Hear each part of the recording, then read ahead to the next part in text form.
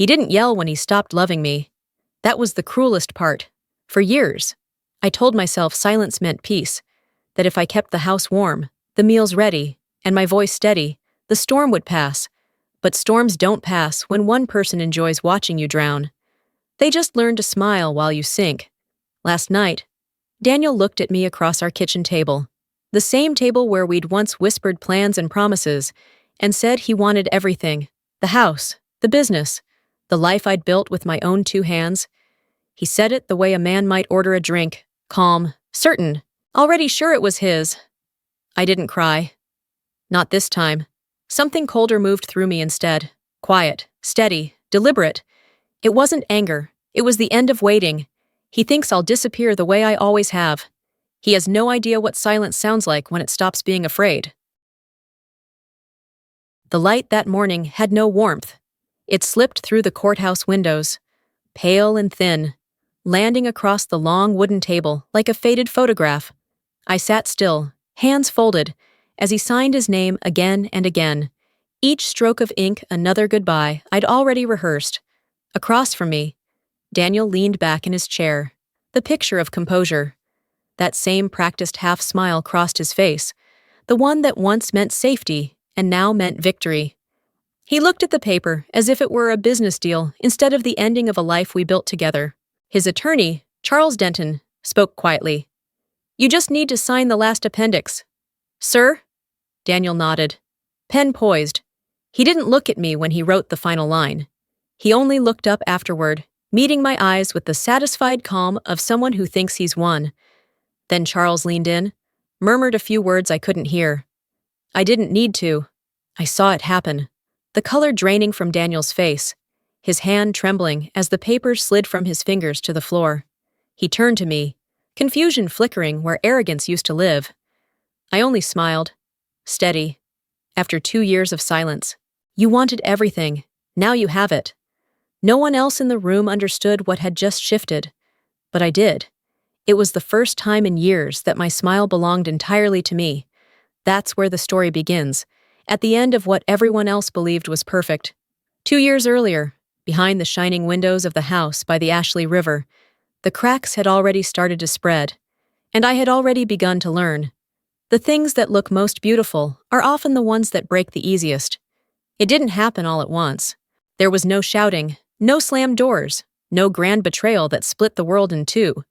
It was slower, like wood rotting beneath a coat of fresh paint. He started waking up earlier, coming home later, his sentences shortened. "Don't worry about it, I'll handle it. Stay out of the business side." I smiled and nodded, because that's what keeps the peace in Charleston. A woman's silence, I'd been taught, is the polish on her husband's reputation. I still remember when that reputation had my fingerprints on it. I designed the first Blue Harbor restaurant from scratch, sketched the light fixtures, picked every color of every wall. I used my own savings when the loans didn't cover everything. Now, in every article, I was reduced to the wife of the visionary. They didn't ask what I built, they asked what I wore. One evening, at the grand opening of a new location, I watched him lean close to the young PR manager, Sienna Morales.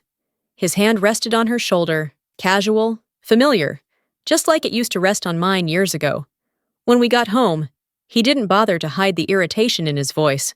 "You're overreacting. She's part of the brand. You of all people should understand image." I did understand. In Charleston, men build images, women protect them. Days later, a voice I didn't recognize called me at home, a whisper from someone in accounting. "Do you know Daniel's been moving money to Delaware? It doesn't look right."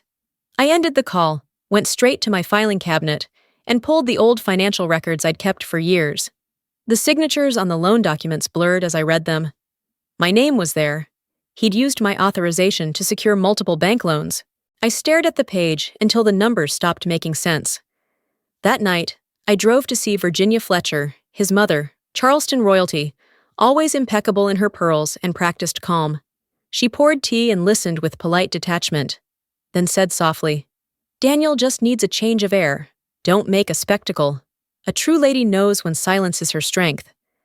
I nodded, but my silence was not the kind she meant. That night, lying awake, I realized I no longer recognized the man I lived beside. Every decision he touched, every deal he signed, carried a crack hidden beneath its glossy surface. And once you learn to see cracks, you can't unsee them. So I waited, and I watched. And when he finally looked away, long enough, I began to take note of every fracture he left behind.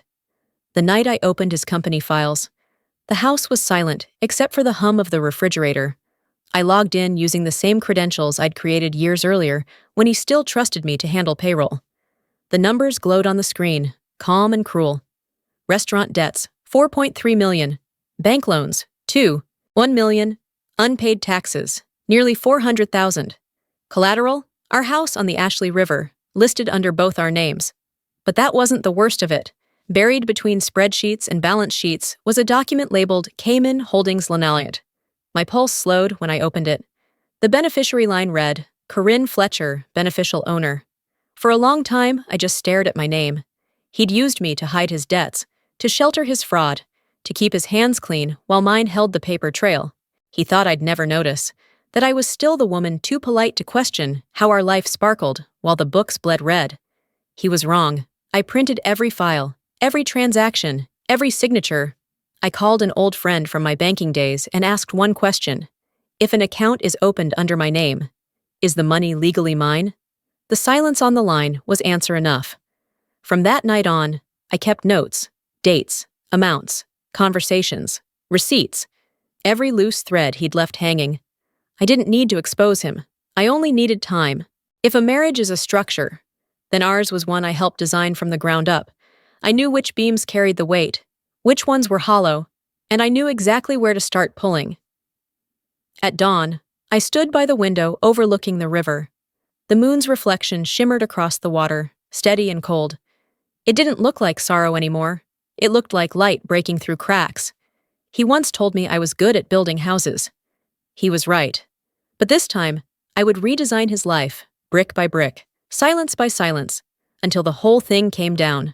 I told no one what I'd discovered. Not his mother, not my so-called friends, not even my daughter. In Charleston, people only look at the loud ones. The quiet ones get to move unseen, and that's exactly where I needed to be. Watching. Waiting. Daniel began calling it his new chapter. He filed for divorce like a man signing a profitable merger, calm, decisive, convinced he was in control. His proposal arrived in a sleek white envelope. He would take the company, the house, the cars, the accounts, everything. I would take Hallie and $70,000. He smiled across the table, polite as a banker. It's fair, Corinne. I built all this myself. I didn't argue. I didn't beg or throw accusations. I simply nodded once. A single syllable of agreement that felt like slipping a blade into velvet. 3 days later, the Charleston Ledger printed a full-page profile. Daniel Fletcher, the man who built an empire with his bare hands. The caption read, his former wife, Corinne, has stepped away from the business to focus on her private life. I read it over coffee, laughing quietly. Not a bitter laugh. More like the sound you make when a magic trick is ruined, because you already know where the rabbit's been hiding. That evening, Hallie stormed into the kitchen, waving the same newspaper. Why do you let them say this? Why won't you correct them? Because sometimes silence is the loudest answer, I said. She shook her head, eyes glistening. No, you're just scared. I didn't sleep that night. Her words echoed in the dark. I remembered being her age, 20, maybe, believing that if I loved hard enough, if I stood still long enough, the man I married would always be the same one I met. I had no idea how quickly admiration could rot into entitlement. 2 days later, Daniel and Sienna hosted their engagement party at the house I designed. The same walls I had painted, the same kitchen I once called the heart of our home, now full of champagne and cameras. The photos were everywhere, Sienna in a short white dress, diamond ring flashing under the lights, her caption reading, "A new beginning." I stared at the image on my phone. The kitchen counters gleamed behind her, my granite, my tiles. Every inch of that house still had my touch, yet it had never felt less mine. I closed the screen and pulled out his company's financial statements. If he wanted a new beginning, I'd give him one, based on the truth he'd tried to bury. That was when I met Ruth Alvarez, a former IRS auditor with the calm precision of a surgeon. I told her everything. She listened, fingers steepled, eyes calculating. When I finished, she said only one thing. We won't win with anger. We'll let him sign his own sentence. Her words landed like architecture, measured, deliberate, unshakable. I nodded. For the first time in months, I felt something close to control. I moved out of the house on the river. The new apartment on James Island was modest. 2 small rooms, a narrow window overlooking the marsh, and air thick with salt and humidity. I painted the walls olive green, the color of calm resilience. The scent of paint filled the room, sharp but clean. It smelled like starting over. At night, I sat at my old drafting table, a blank sheet of paper before me. On the top, I wrote 3 words in pencil. Blueprint for divorce. Every plan needs structure, timing, and patience. This one would be no different. Ruth and I worked side by side to craft the liability disclosure statement, a meticulous appendix attached to the divorce settlement. It listed every debt, mortgage, unpaid tax, and pending lawsuit tied to Daniel's empire. If he wanted every asset, he would inherit every burden. Every word was legal, every signature notarized. When he signs, Ruth murmured, he won't realize he's transferring a fortune of debt to himself. I didn't smile. I simply took another sip of coffee and adjusted a line on the paper. Soon after, Daniel launched his next media stunt, claiming I was under investigation for financial misconduct. His PR machine ran wild. Reporters called, neighbors whispered, and a letter from the tax office landed in my mailbox, summoning me to verify records. At the meeting, the officer asked if I could legally access the company's data. I smiled. Steady. Of course I can. They accused me, didn't they? His slander had given me exactly what I needed. Legal permission to back up every document he'd ever tried to hide. Now the evidence was mine. And it was official. Days later, Hallie showed up unannounced, standing in my doorway with the same cautious eyes I once had.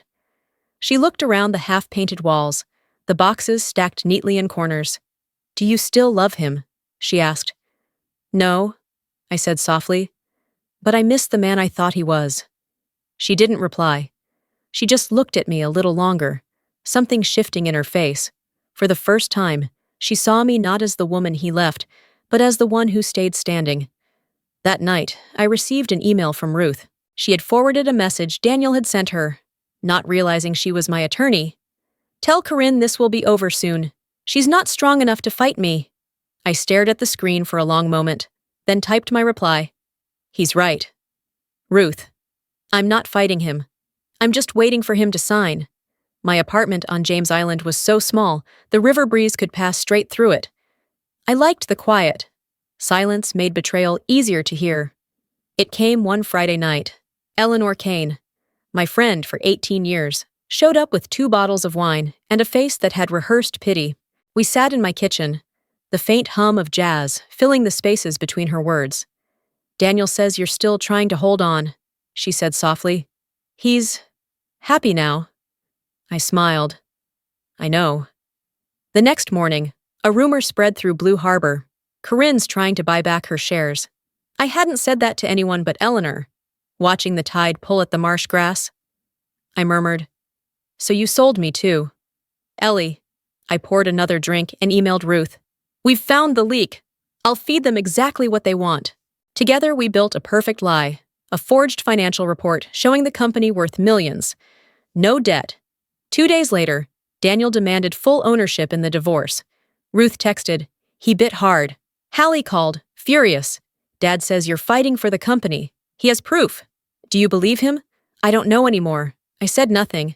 Some truths can't be argued. They have to unfold. A week later, Sienna posted her engagement ring online with the caption, a new chapter. A new empire. The ring was one I'd chosen years ago for Virginia. I didn't cry. I just thought, she's wearing the debt and calling it love. Eleanor called again, pretending to care. Are you okay? I'm tired. I just want peace. I whispered. She believed me. Hours later, Ruth laughed, reading the email Eleanor passed to Daniel's team, an actress playing her best role. She said, that night, Ruth messaged me. He signed. It's done. Only court left. I closed my laptop, listening to the wind, The blueprint is almost complete. Charleston gleamed under summer light. Blue Harbor, grand opening banners hung across the city. Daniel, smiling beside Sienna, looked every inch the success story he'd written for himself. At the notary's office, I watched from across the street as he signed documents, Sienna clutching his arm. Virginia stood proudly behind them. They looked solid, but I knew the foundation beneath them had already cracked. That afternoon, Virginia hosted a tea, boasting Daniel had taken back everything. A photo from the party showed her sitting beneath one of my paintings, the one I never transferred. Soon it would be listed among his debts. That night, Hallie called. Dad says he can't afford tuition, but he just bought a $12,000 watch. Why are you so calm? Because he bought something he didn't read the fine print on. What's that? A verdict. Silence. Then, softly, I believe you now. Ruth later forwarded an email. Mr. Fletcher declines the audit. One word followed. Boom. Before bed, Daniel texted. Thanks for keeping it civil, I typed back. I only want what's best, for you, and for her, at dawn. Sienna posted winning. I smiled. Shut my laptop, if that's what you call it, I whispered. Ruth's office the next morning was spotless. Divorce papers, liability list, audit waiver. She met my eyes. Tomorrow we let the law speak. I nodded. When a design's finished, all you do is turn on the light. The April air in Charleston smelled of salt and sunlight. I walked into the courthouse, wearing a plain navy dress, hair tied back, no makeup. I wanted to look like a woman with nothing left to lose. Courtroom 4B buzzed softly. Across the aisle. Daniel sat with Sienna and his lawyer, confident and gleaming.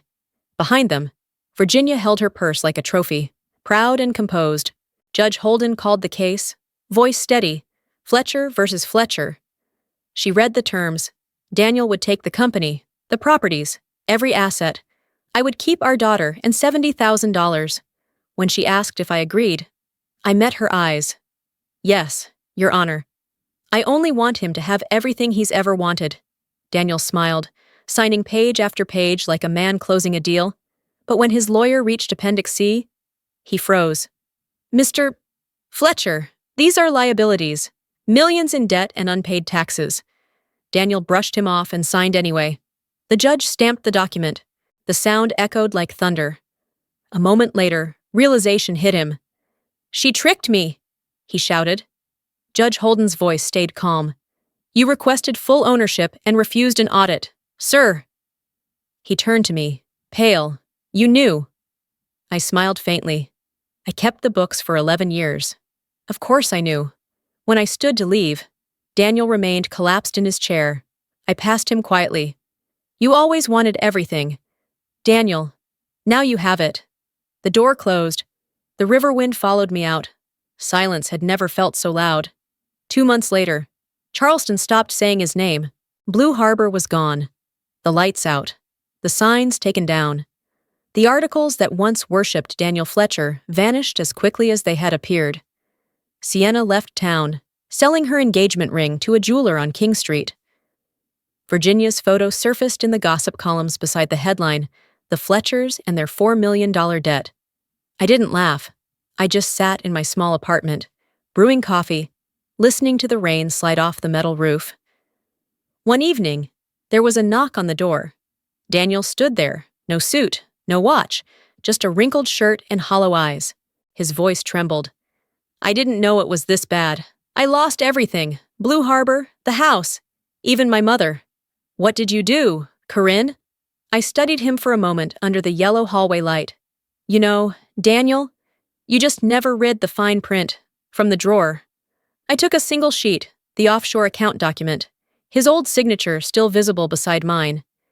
You opened this to hide money, remember? But you used my name.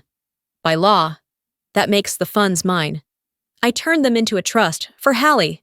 He stared, speechless. You said I never created anything. I just did.